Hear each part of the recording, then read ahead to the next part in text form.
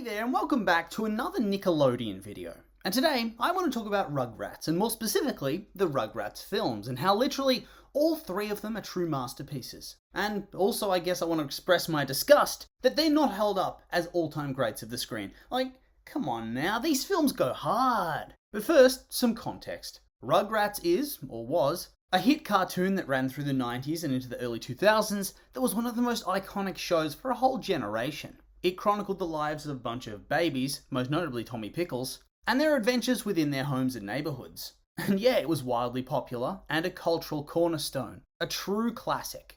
And it always comes up when people talk about their all-time great kids' cartoons. Always. And off the back of its popularity, it spawned 3 theatrical films. The Rugrats movie in 1998, Rugrats in Paris in 2000, and Rugrats Go Wild in 2003. And like I said, these films are veritable classics, at least to me. But it seems like the world at large just doesn't agree. Okay, so the first one, the Rugrats movie, follows the babies as Tommy's new brother Dill is born. And like all newborn babies, the kid's extremely needy and kind of annoying. And so when he gets to be too much for the other babies, they try to return him to the hospital in Mr. Pickles' reptile wagon. And instead, they just end up getting lost in the woods, where the babies abandon Tommy and Dill because Dill's slobbery and annoying. Tommy then snaps too, the brothers reconcile, and they're saved by Spike the dog and Stu Pickles. And yeah, it's a true classic, a beloved classic of my childhood. It did well financially with a gross of $140 million off a budget of $24 million, which is a pretty decent financial return if you ask me. But then you get to the critical scores,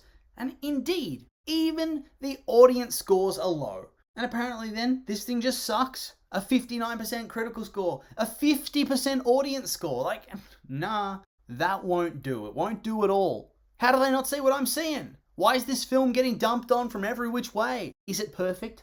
Perhaps not. But it maintains the charm of the original Rugrats show. It has some fun and exciting action sequences, and my goodness, it has some truly wholesome moments. I seriously can't get over how sweet this film is, with the brotherly bond that develops between Tommy and Dill, and the growing pains associated with having a new sibling. It's a classic storyline done well. Plus, when they do the Spike death fake out, chills! So, sorry if you don't like this film, you're actually wrong. So there, I've said it, you're just not correct. Which of course brings me to what's probably the best film in the trilogy, Rugrats in Paris, which, as you may have guessed, involves the Rugrats going to Paris and causing all sorts of shenanigans. This is a heavily Chucky-centered film, and chronicles his journey to getting a new mum as his mother died when he was a baby. As luck would have it, he finds this new mum in Paris when Stu shouts the entire gang a free holiday as he's been invited to Reptile Land to repair the giant robots that are used in the parades and the stage shows. Chucky's dad gets swept up into the romance of Paris and almost marries the conniving Miss Coco, who only wants to marry him to become a stepmother, and thus be allowed to be the successor to the management of the park when Mr. Yamaguchi, her boss, retires, since Mr. Yamaguchi believes that the Reptile Corp should be headed by somebody who loves children. So yeah, she tries to have a shotgun wedding, but the babies intervene, and the wedding's off. And then Chaz randomly marries Coco's assistant, quite out of nowhere, after a couple of lines of shared dialogue, which, yeah, dude seems to enjoy rushing life-altering choices, I suppose.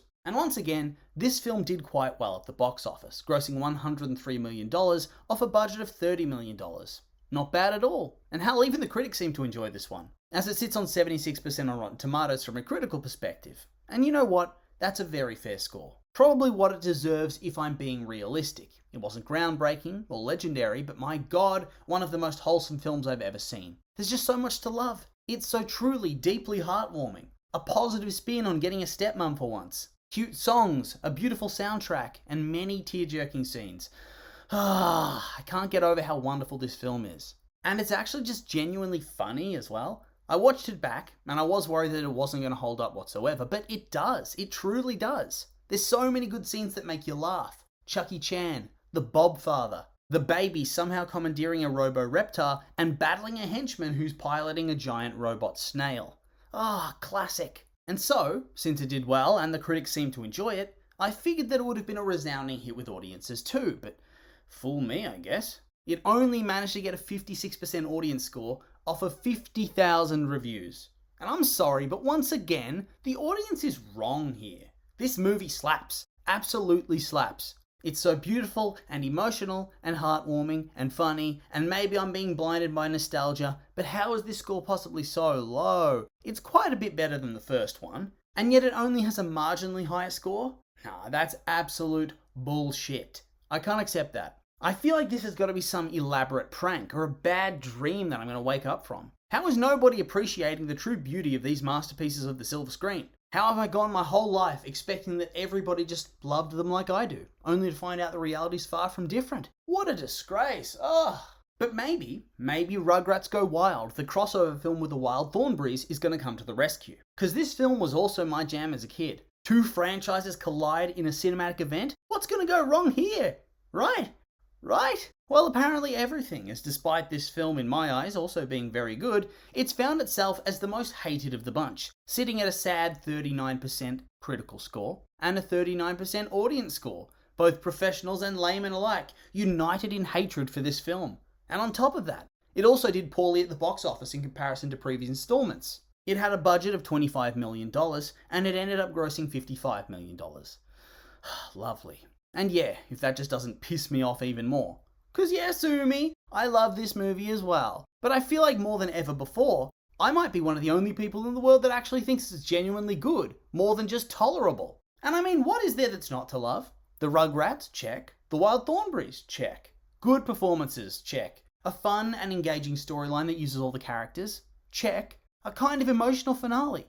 Check. Are you telling me you don't get a little bit misty-eyed when Nigel and the babies are at the bottom of the sea, running out of oxygen, and he has to try to think of a way to comfort them in what could be their last moments?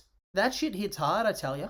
But no, apparently I'm wrong, and this film sucks. And indeed, all of the Rugrats films suck. And to me it feels absurd. All three of these films are legitimate bangers that deserve a bit more love and praise. Maybe they're not the greatest films ever made, but at the same time they're still good, and I really don't think they deserve the flack they get. They stay true to the franchise, they never get boring, and are wholesome and heartwarming. What more could you want? I guess I'm just out of touch, I suppose. And so I guess there's nothing really else to say. That's the end of the video, and I would like to remind you that these are just my opinions, and now I'd like to hear yours. Do you like the Rugrats films? Yes? No? Maybe? Please?